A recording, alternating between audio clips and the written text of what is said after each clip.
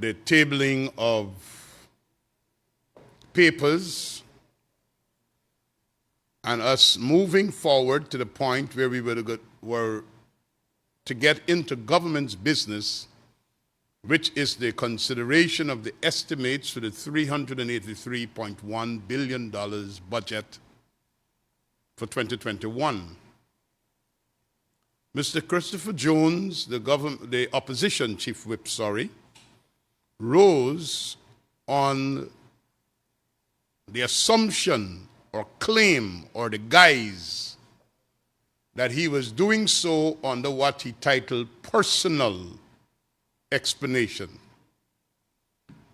and attempted to introduce a matter that is calling for the removal of an elected member of the National Assembly on the PPPC's side to be removed from the House, and to make arguments to support his case under the item personal explanation.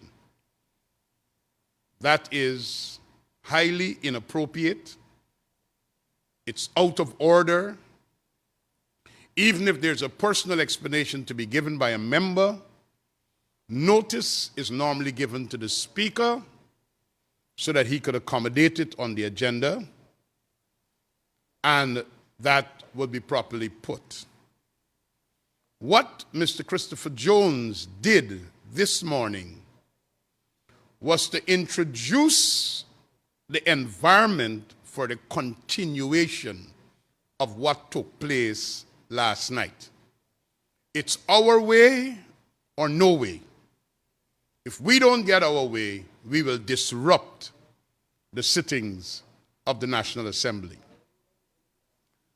But make no bones about it, people of Guyana. Don't let anybody drive you into thinking that this is about Kwame McCoy or Minister McCoy. This is an attempt of a group, an assorted bunch of incredible,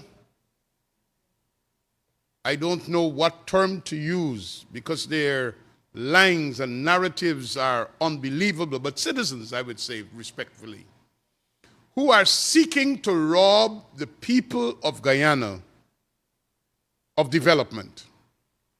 So what?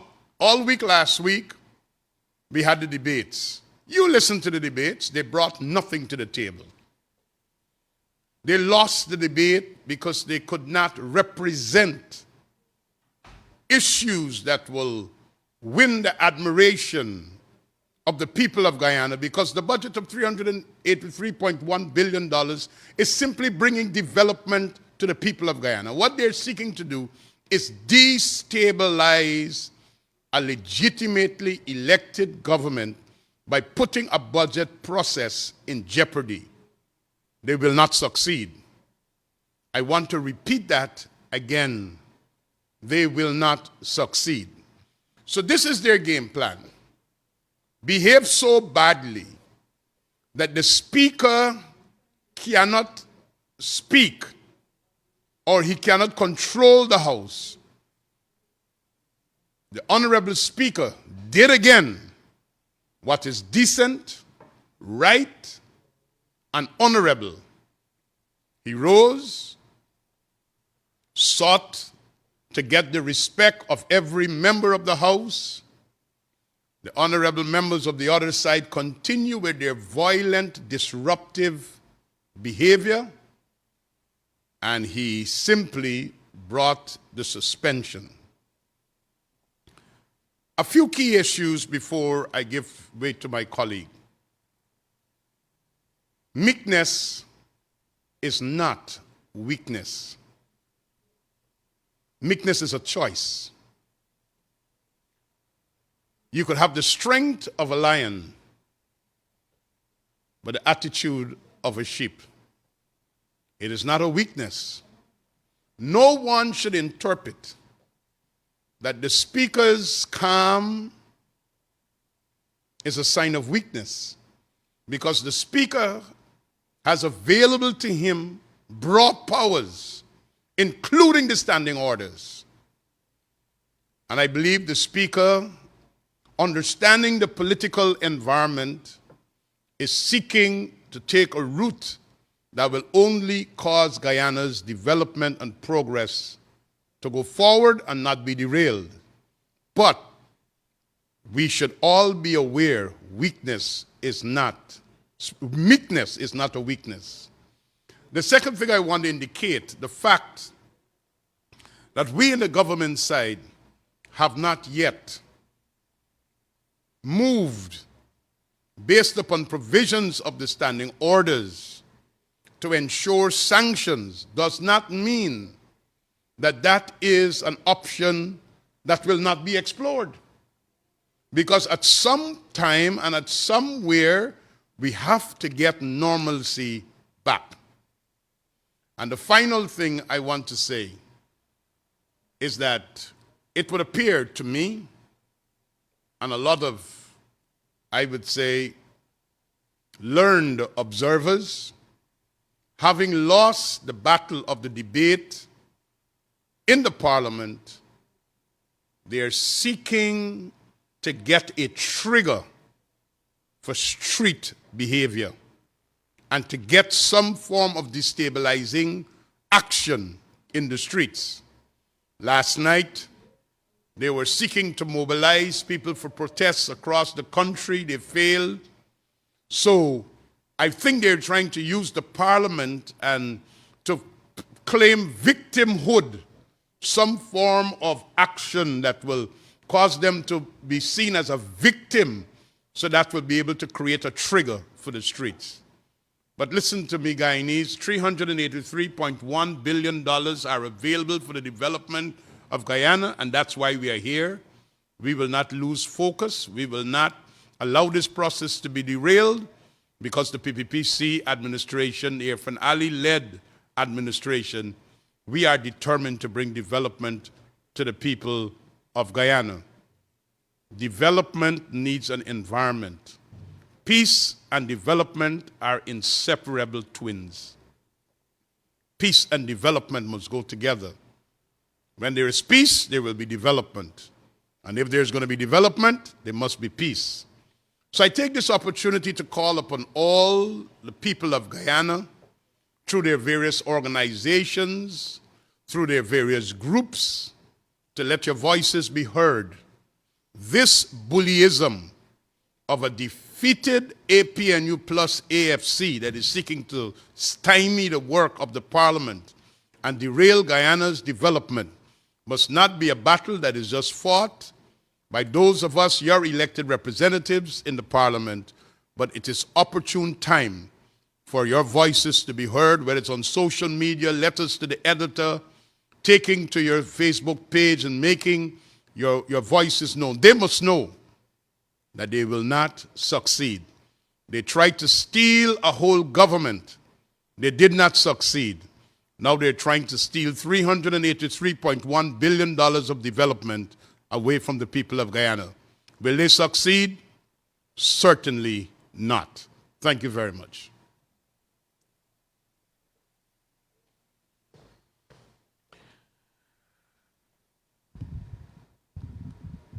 Thank you, Minister Edgell, and good morning to your viewers.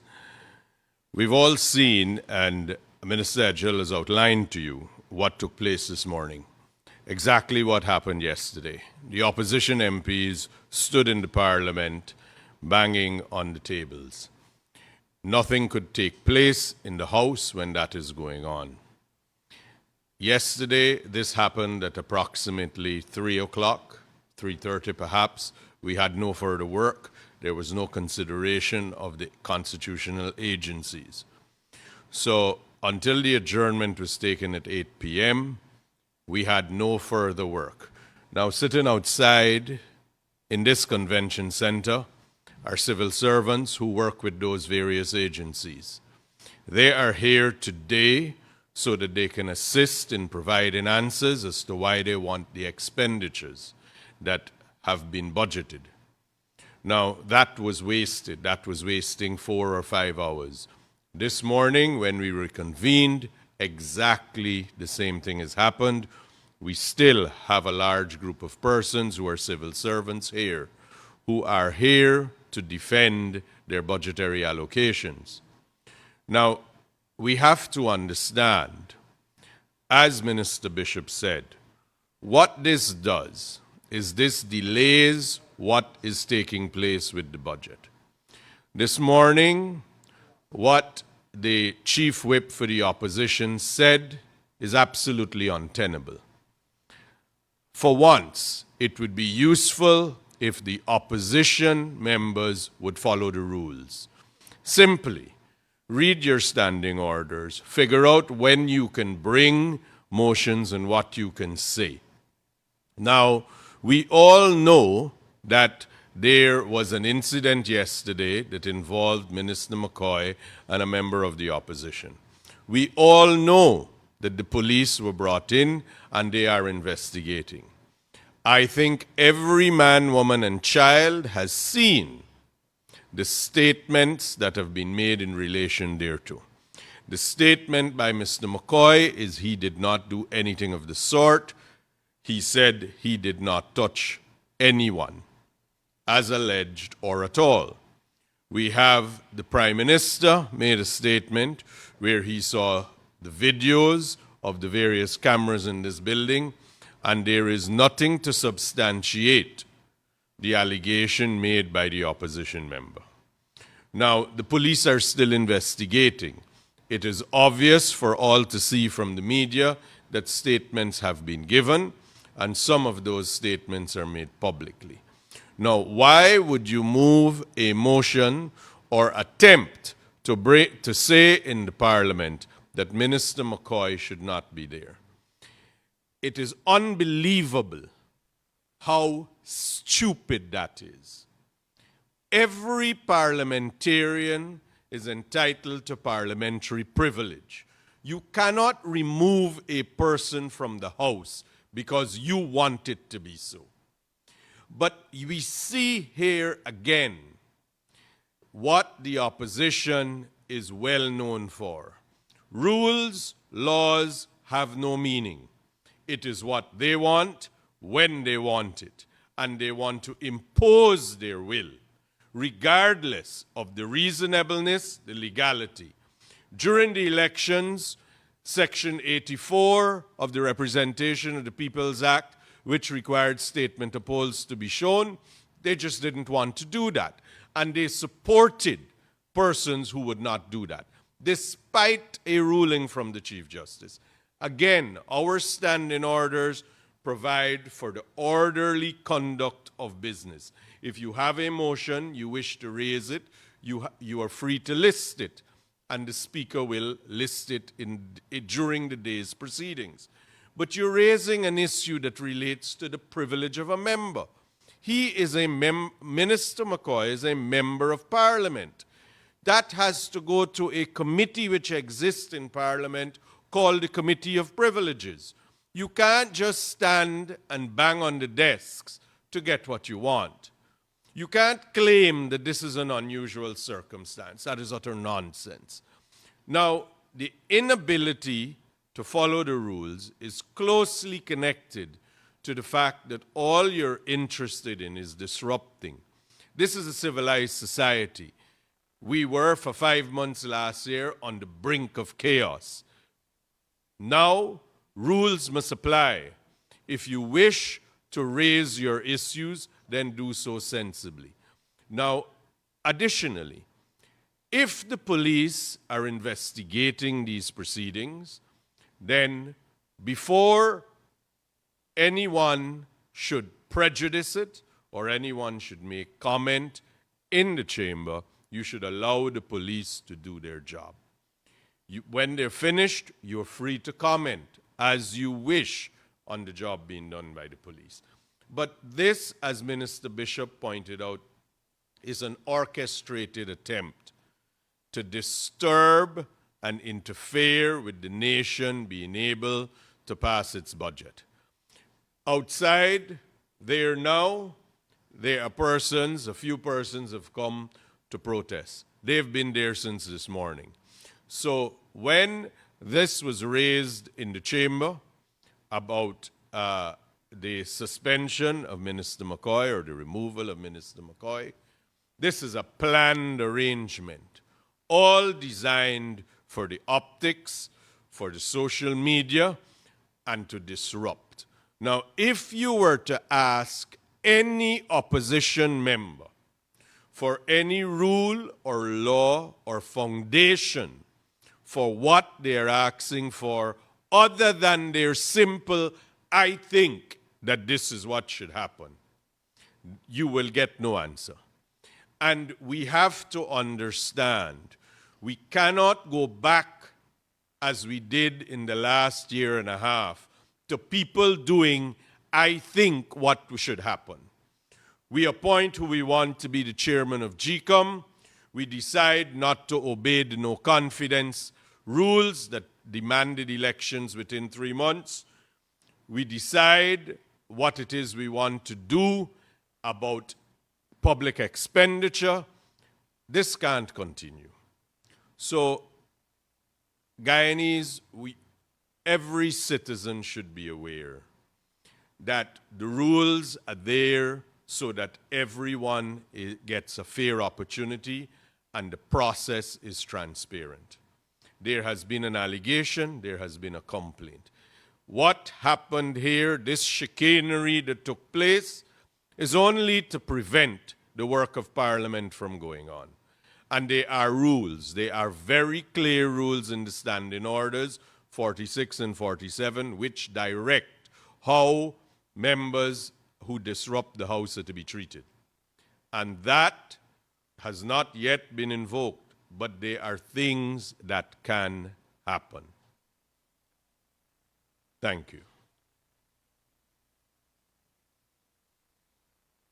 Thank you, Mr. Datadin. Thank you also, Bishop Edgell, for your statement. At this time, we hear from Senior Minister in the Office of the President with responsibility for finance, the Honorable Ashni Singh.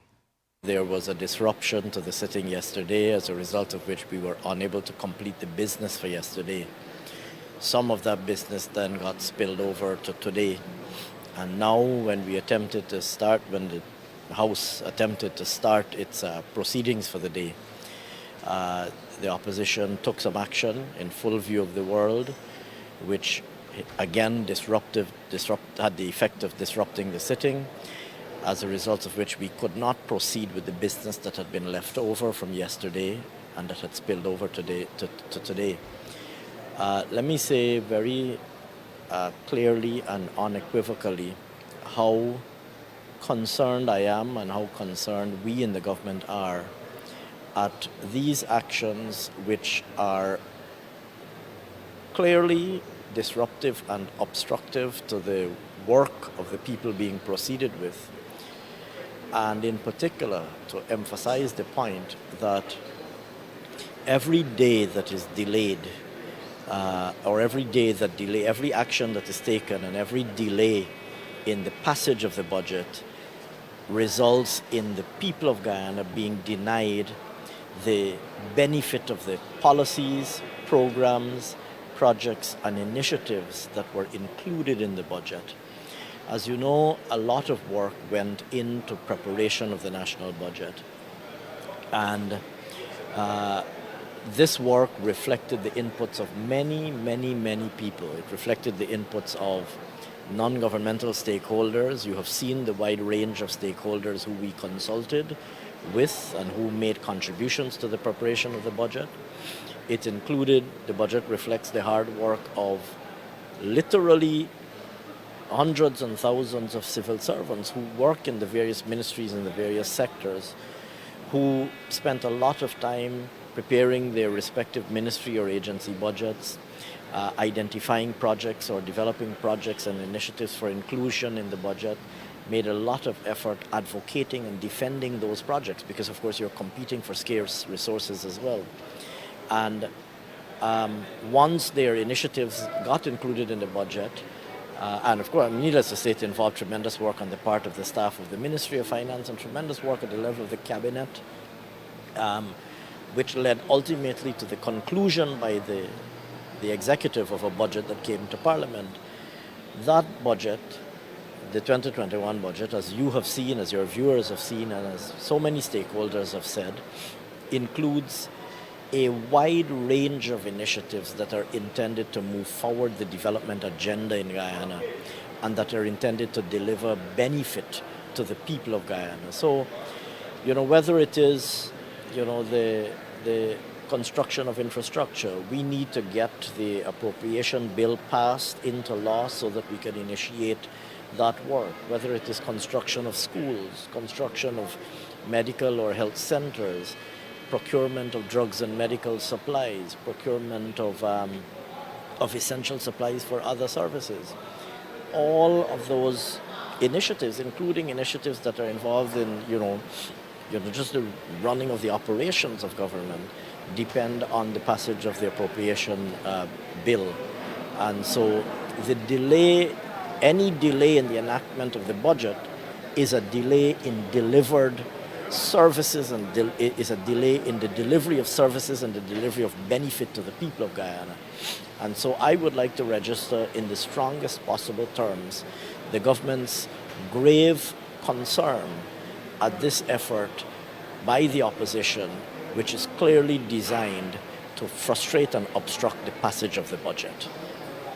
And it's important to note that the people of Guyana, as I said in my wrap-up speech, the people of Guyana are intelligent and sophisticated. They're watching this. The world is watching this. And they can process for themselves and arrive at their own conclusions about what this is designed to achieve. And the people of Guyana know that a delay in the passage of the budget affects them, affects all of us.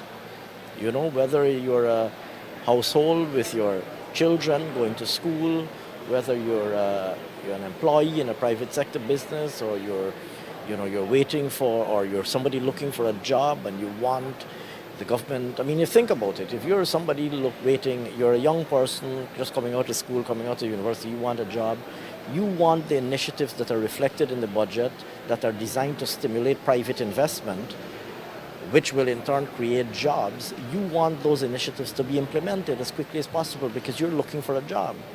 And every day that the implementation of those initiatives is delayed, your well-being is affected.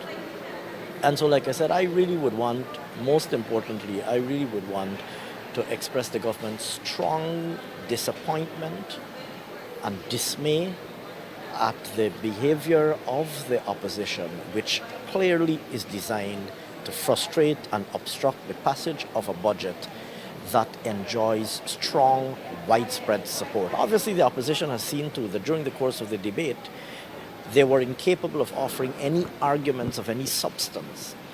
And every point that they made was very effectively rebutted and debunked. And the overwhelming conclusion that is emerging from public commentary and the overwhelming feedback that we're getting is that the public welcomes this budget. All of the major stakeholders have said that they welcome this budget and they would like to see it implemented.